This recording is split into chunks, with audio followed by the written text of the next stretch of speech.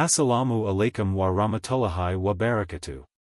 Welcome to the Inspired Muslim, a space where we grow together, reflect together, and strengthen our connection with Allah together. This channel is not just about reminders, it's about transformation. It's about turning knowledge into action. It's about reviving our hearts in a world that constantly distracts them. If you're someone who wants to increase your iman, understand Islam deeper, prepare for Ramadan properly, and build a stronger relationship with Allah, you're in the right place. Here, we talk about real struggles, real growth, real worship, and real change.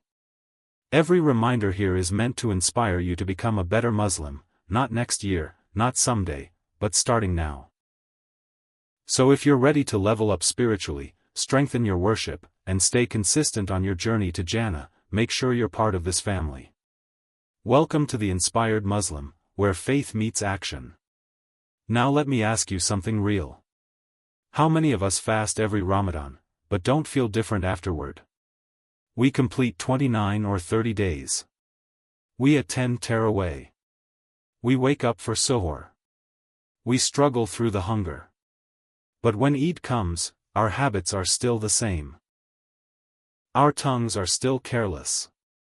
Our hearts are still distracted. That's not how Ramadan is supposed to leave us. Allah says in the Qur'an, in Quran Surah Al-Baqarah, that fasting was prescribed so that we may attain Taqwa, consciousness of Him. Not just hunger. Not just thirst. Not just exhaustion. Taqwa. And that means fasting is deeper than food. It's deeper than drink.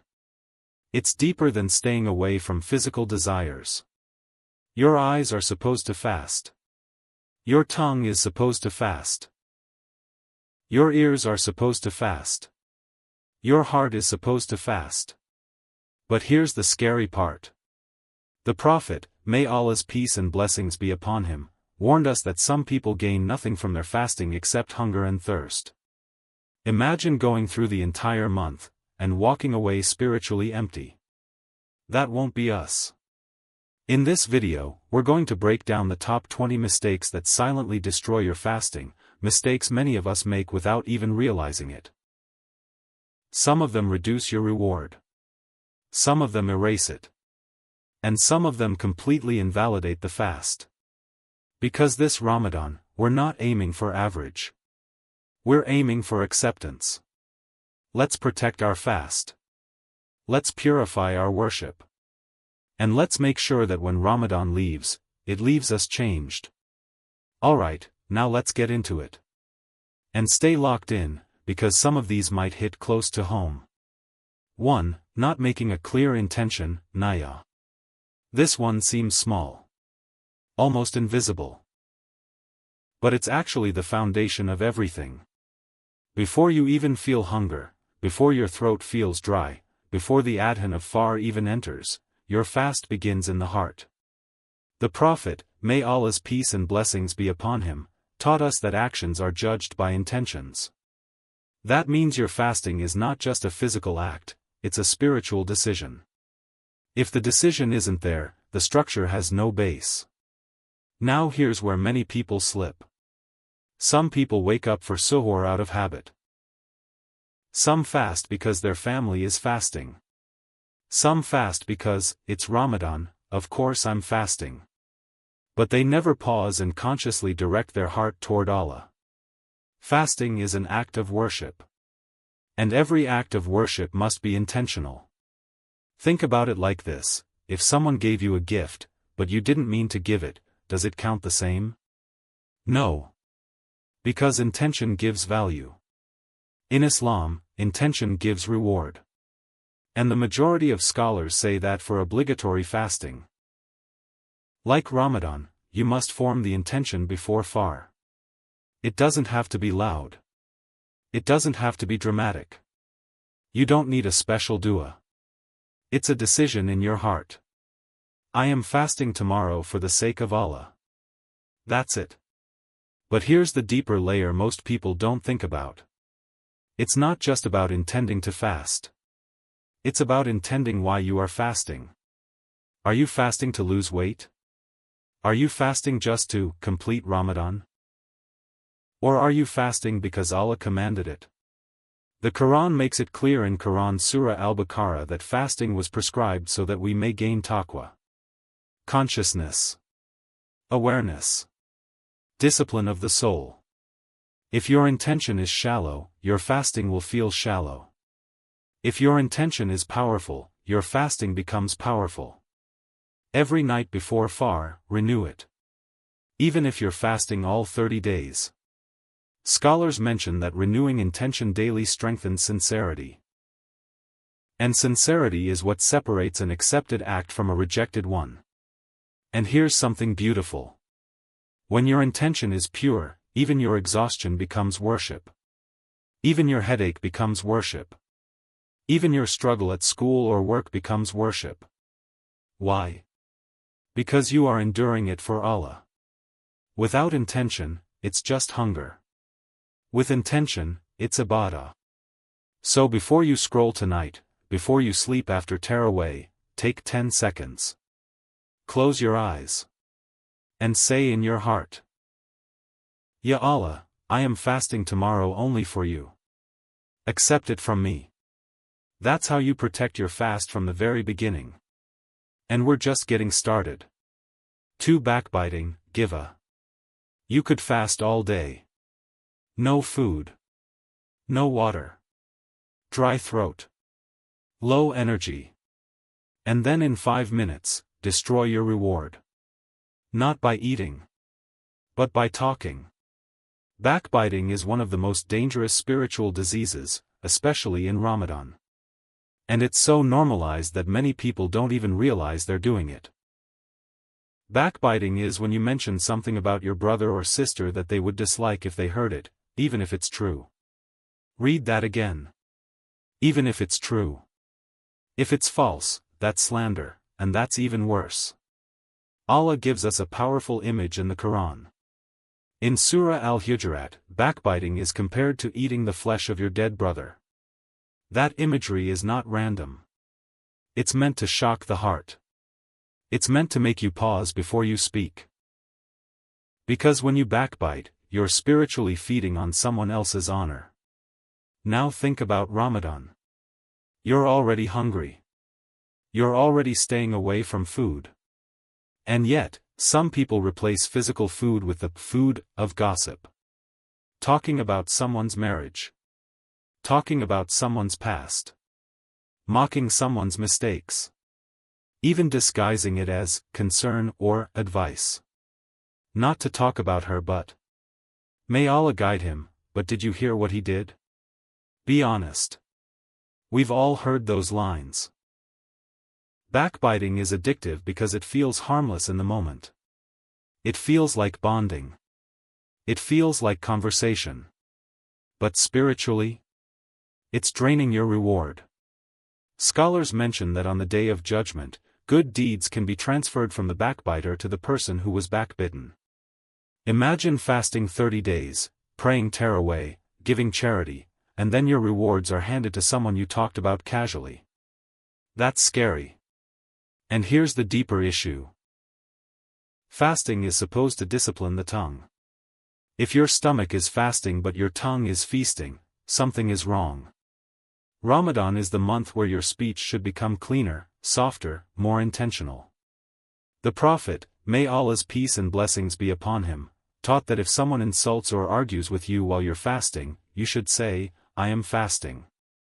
That's a reminder to yourself before it's a reminder to them. Before speaking about someone, ask yourself 3 questions. 1. Is it true? 2. Is it necessary? 3. Would I say it if they were standing right here? If the answer is no, silence is worship. And let's make this practical. If your friend starts gossiping, change the topic. If you're in a group chat tearing someone down, exit it. If you've backbitten someone already, make dua for them. Speak good about them. Repair what you damaged. Ramadan is your reset button. Protect your tongue. Because sometimes it's not food that breaks your fast spiritually. It's words. 3. lying, even the small ones. Ramadan is not just about controlling your appetite. It's about purifying your character. And lying? It poisons that purification. It's easy to justify small lies. I was on my way. I didn't see your message. It wasn't my fault. We say them casually. We don't even feel it anymore. But the Prophet, may Allah's peace and blessings be upon him, made it clear. Whoever does not give up false speech and acting upon it, Allah has no need for him to leave his food and drink. That's serious. Think about that. You can avoid food all day, but if your tongue is still playing with truth, the purpose of your fast is being undermined. Ramadan is the month of truthfulness. Truth in speech. Truth in intention. Truth in how we present ourselves, especially online. Exaggerating stories. Editing reality. Pretending to be someone we're not. Fasting is training your integrity. If you lie while fasting, you're telling your soul that hunger is easier to control than honesty. And that's not growth. Make Ramadan the month you become brutally honest, but gently. Honest in your words. Honest in your promises. Honest in your excuses. Truthfulness strengthens faith. Lies weaken it. 4. Arguing and losing your temper.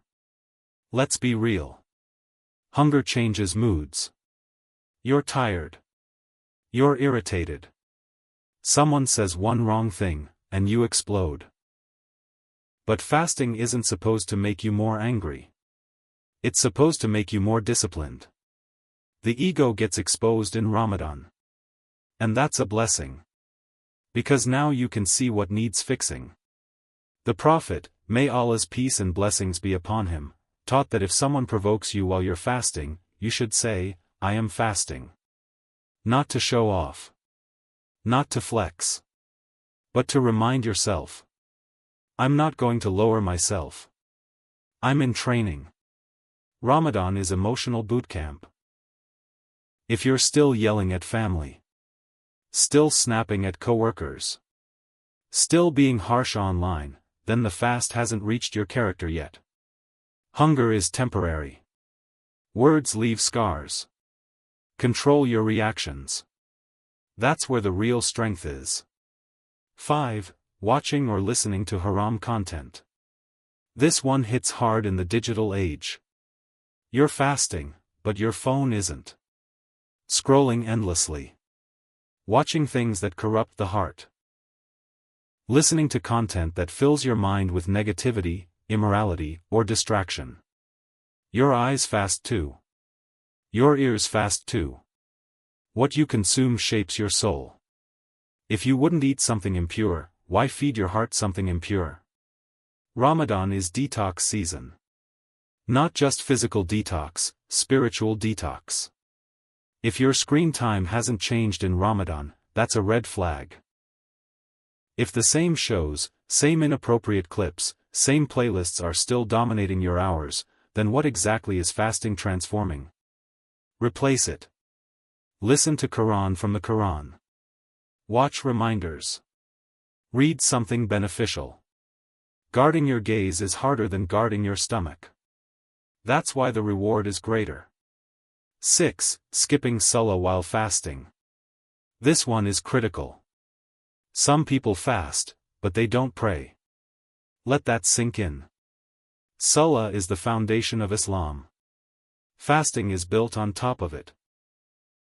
If someone abandons prayer but proudly says, at least I'm fasting, they've misunderstood priorities.